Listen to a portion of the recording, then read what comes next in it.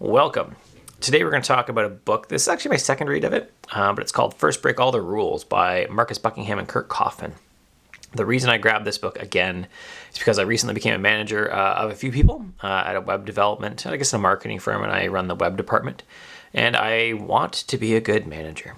And this was one of the books that was recommended by a few people I know that manage teams. And I'd already read it, and I just knew it was a decent book. So let's dive in. But before we do that, actually, a couple ways to support the channel. Number one is to become a patron at patreon.com/CurtisMcHale. Number two is to take one of my courses. If you want to take my Zettelkasten course, which might be the most interesting to you, you can find that at curtismchale.ca/skillzet. That's Z-E-T, Z-E-T. Or you can go to curtismchale.ca/Skillshare, and that'll just hop you over to Skillshare, and you can look up my course there. Buckle up. Let's talk about First Break All the Rules. So the authors have a twofold purpose in this book.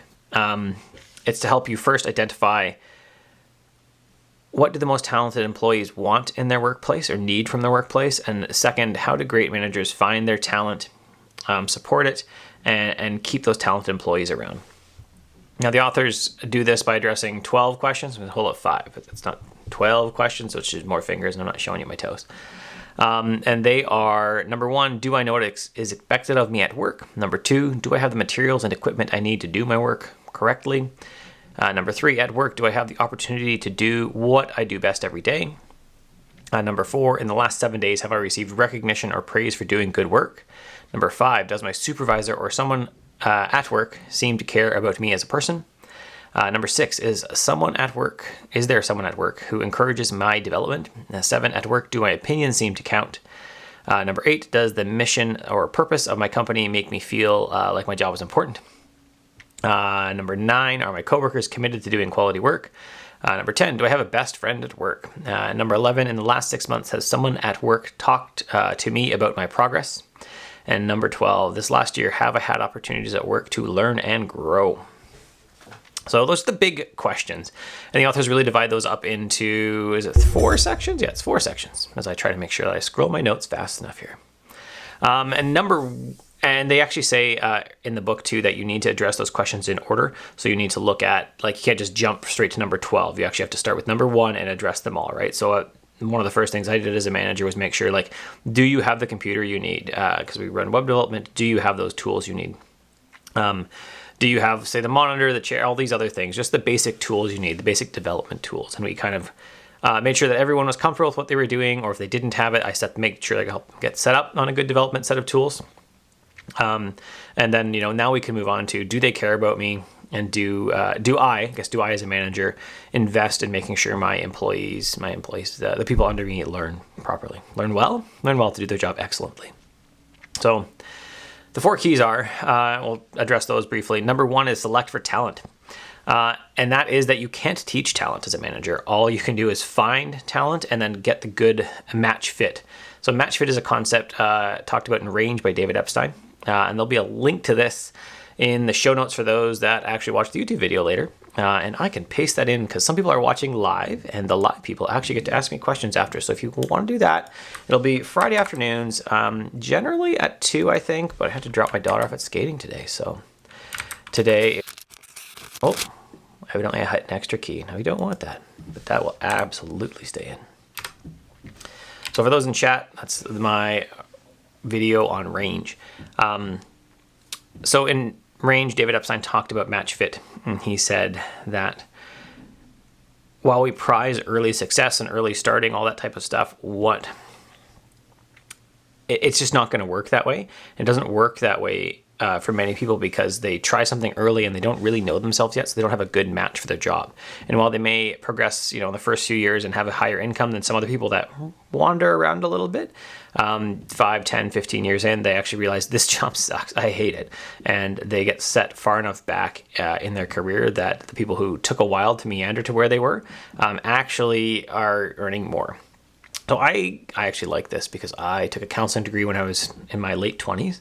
And then at 29, I said, I'm not a good counselor. I'm too blunt to be a counselor, maybe. And I I've been told I don't suffer fools well. And so counseling, while it's great, and have been to counseling, I've been to marriage counseling, it's just not where I should be. But I did some business coaching, and that was a great spot for me, because when someone who hired me wasn't doing anything we talked about, I'd say, why are you wasting my time? And that's not a good counselor as much. So finding match fit later in life is good, and you don't need to just rush to find your match fit, the thing that's good for you, and certainly don't feel like you're behind because you're not under a 30 under 30 list or 40 under 40 list. And I wouldn't even qualify for that one anymore. I'm just barely outside of that. I gotta look for the 50 under 50 list, I guess. Number two is to define the right outcomes. So this is not so much caring about how something is done, but that you get to the right outcome. That's it. So whether or not, to speak in programming, in WordPress specifically, you use local to develop your websites, or any MAMP or anything else, any other coding tool, that doesn't matter. I know there's some people watching Craft, whether you that use Craft, whether you use Craft or Obsidian or Rome or any other tool, it doesn't actually matter to me, as long as you're getting the right outcome for you. That you're finding the research you need, that you're finding the tools you need, and that you're connecting the ideas you need. Well, that's really all that matters. Now, this is where they say that weak managers define how to do everything instead of outcomes. This is something that I have looked at as we need to revamp some of our WordPress theme development and say, like, we need to be matching up to what's called in WordPress terms the Theme Developer's Handbook, or the Theme Developer's Guidelines. And we want to hit that, and we're going to have some loose things. We're going to use, these 3, 4, 5 tools, and then, just go to town. Let's do it. Number 3 is focusing on strength. Key number 3. What are your people good at, and what are they not good at?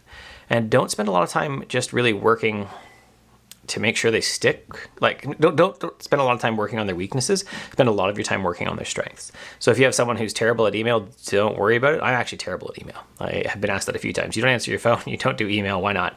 Because I'm just not going to do them, but I'm really good at our project management system, right? I get in there quick, and I try to do a good job of being very thorough there, but don't chat me on Google Chat, because it doesn't happen. I'm actually really bad at answering my phone too. So, and knowing that and managing around that, so you have an employee who's maybe not detail oriented, but is really good at another part, then make sure that they do the big picture stuff and get someone else to do the detail oriented. Don't try to fix them, because you'll spend a lot of time battling it and you really won't get good return. Instead, let them dive deeper into what they're excellent at and excel at that.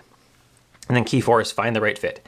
Here the authors want us to avoid what's called the Peter principle, which is you just get promoted until you're an idiot. So you'll see this in programmers a lot. You'll see this where a good programmer gets promoted to be like the programmer manager or something like that. And they're a terrible manager, but they're a great programmer. And then it makes it really hard in most jobs for you to jump back to a lower position, because it's just not acceptable to kind of backtrack. And then also it talks about pay in there. It talks about a banded pay system, which is really cool. So as a top programmer, maybe you'd get paid more than a beginning manager because you're a really good programmer and not a good manager. So that's really interesting, and I like that. And it also talked later on about how maybe you'd move back in pay. So as you become less valuable to the company, as you get a little older, maybe you'd actually earn less.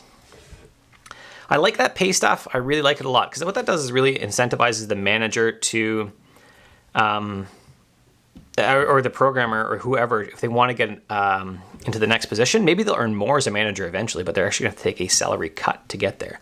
And that really helps to make sure that they are invested in wanting these things instead. Now, finally, should you read First Break All the Rules by Marcus Buckingham and Curt Coffman? I'm not going to say it's like the end-all be-all management book, but it's good.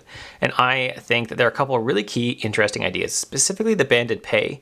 And I do like their 12 questions. So these are something that I've tried to work in with my talks, with my people I'm in charge of, and just to help them learn and to define, really to make sure I define outcomes, right? And not every step on the way, because we don't want to.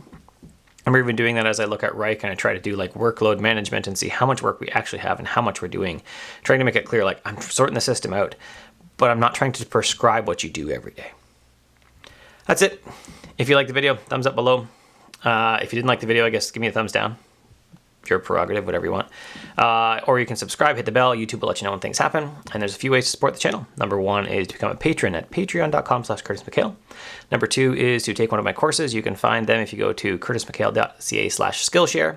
You might be most interested in my Zettelkasten course, and that is at curtismchale.ca/skillzet, Z-E-T.